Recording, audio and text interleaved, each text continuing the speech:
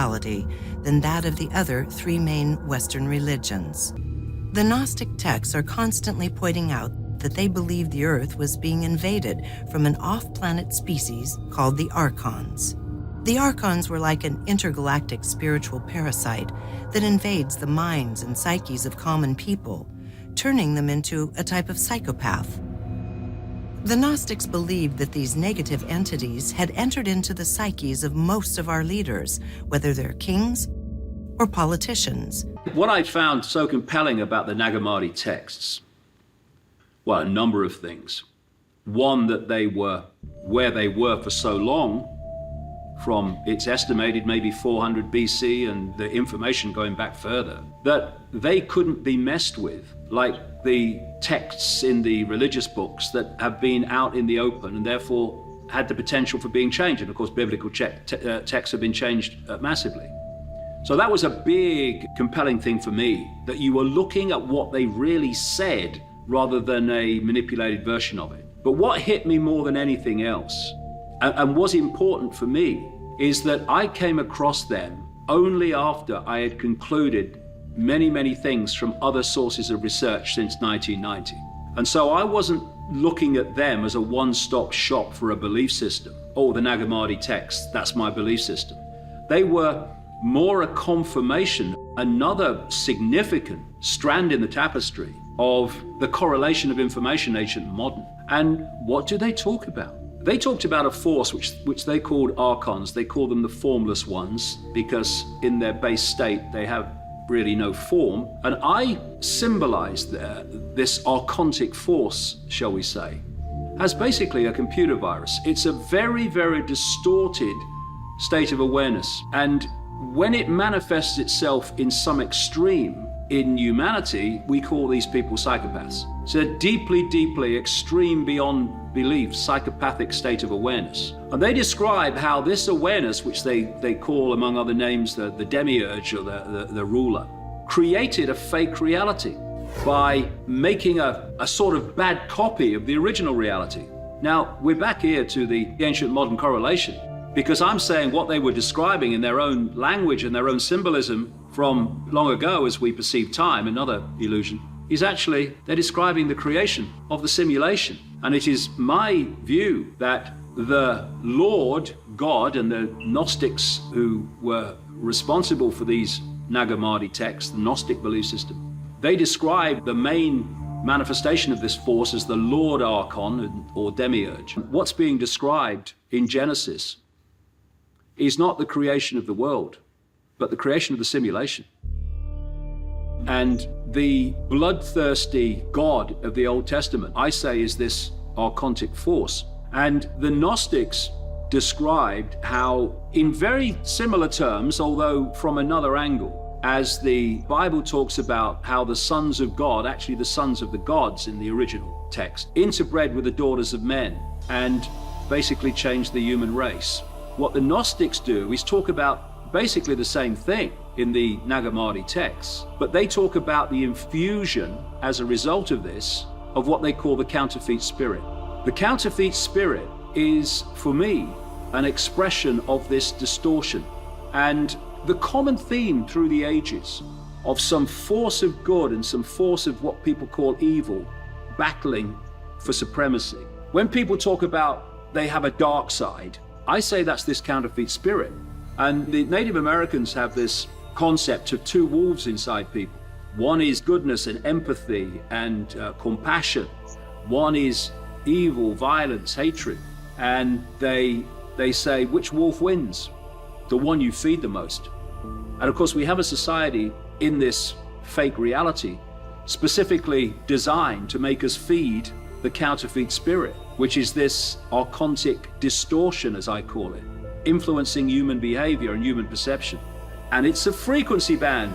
It has to be, because it's a manifestation of the archontic frequency band. What did the Gnostics say? The counterfeit spirit hardened the hearts of humanity. Exactly what it was designed to do. This is our connection to infinite awareness. They want us here, and here, in the belly, emotion, low vibrational. They don't want us here. It's all systematic. And so, in the end, can talk forever about the way it's all unfolded and how it's done, but how it's undone is that everything comes from it.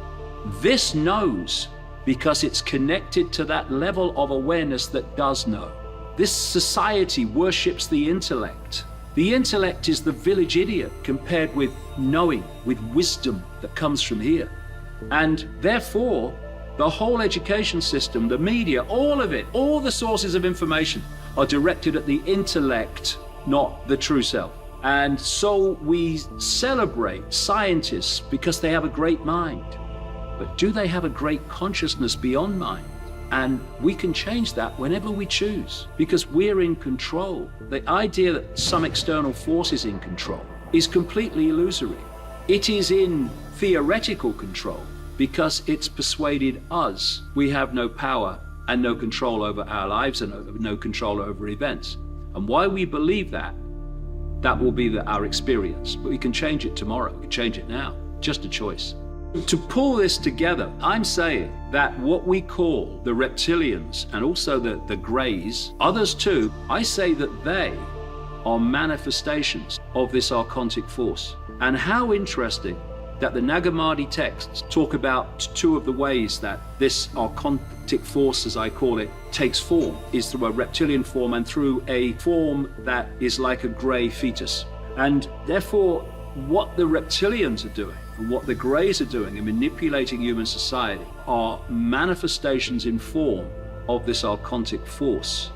And ultimately, that force, which takes no form, that distortion, is ultimately the one that is manipulating human society. Almost every account I've ever come across, certainly ancient, certainly the Nag Hammadi texts, and certainly people I've come across on the inside in the world today, there's a very, very common theme between all of them, and that's that this force feeds off human low vibrational emotion, different expressions of fear. And I say that it was when this hijack happened that fear came into the world. I say this archontic force, this counterfeit spirit, is what we call fear. And because you can only feed off that which you can make a frequency connection to, if you are fear and you need to absorb energy within your frequency, what energy do you need to create? Fear, and as much of it as possible. Look at the world. Yes, they'll have an ideal sequence because of the way they're manipulating human society, but war in its end is an end in itself. The more war conflict you have, both the individual conflict and collective conflict, then the more of this energy you are creating. Look at the animal kingdom. Look at the non-human kingdoms of this reality. They're killing fields. Everything survives by killing something else. Everything is constantly in fear of the next danger. Connecting human awareness, the human mind, to artificial intelligence via technology. What does that create? A hive mind, an assimilation. And then comes the question, what is AI? I say that in its prime form, it is the archontic force. And we, the human race, in our intellectual stupidity, are building a technological vehicle for this force, which doesn't take form in the end, to not only take over human minds, but take the world over. Look at it. AI is taking the world over, and it's only just begun. So this is a whole other area about how the transhumanist agenda is the archontic agenda to assimilate the human race into itself.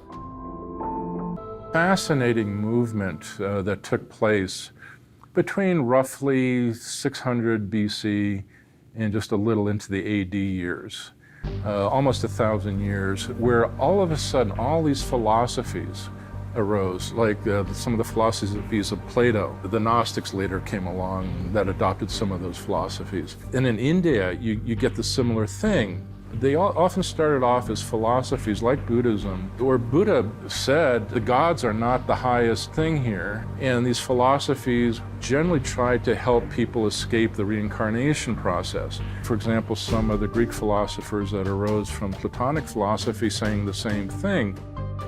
And the reincarnation process, if you read the old creation stories, was necessary to create a slave race.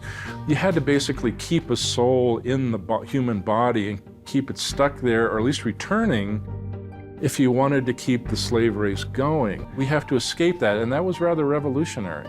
And to me, it's not necessarily that you have to escape it, it's just having the choice, whether you want to or not. And right now, there's a whole persuasion process that's described in some of the near-death studies, or I should say the intra-life studies also, that say there's just a very strong persuasion process that causes humans to keep coming back, even reluctantly. And there's one interesting survey done by Helen Wambach. She surveyed her hypnotic regression subjects, about several hundred of them, and said, did you want to come back after the between lives? Did you want to come back to Earth? 2/3 said, no way, I didn't want to come back here.